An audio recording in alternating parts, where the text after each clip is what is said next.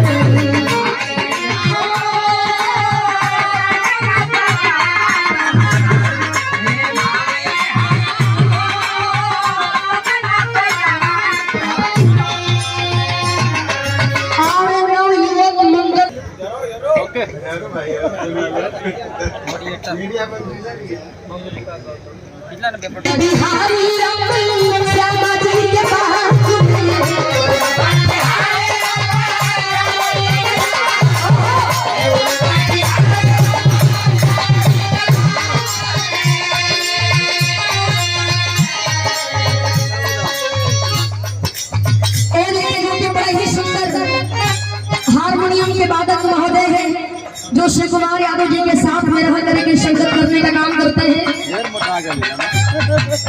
रतन लाल जी आप भाई की ओर से सुंदर पुष्पहार बहुत रुपया से सम्मान बहुत स्वागत करते हैं।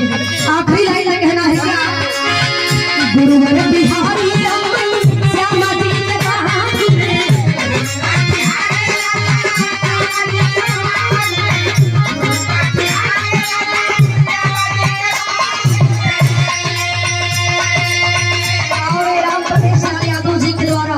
जो बड़े ही सुंदर कलाकार है हमारे मंच पर मंचासन है सुंदर पुष्पहार और बहुत रुपया से सम्मान बहुत स्वागत करते हैं।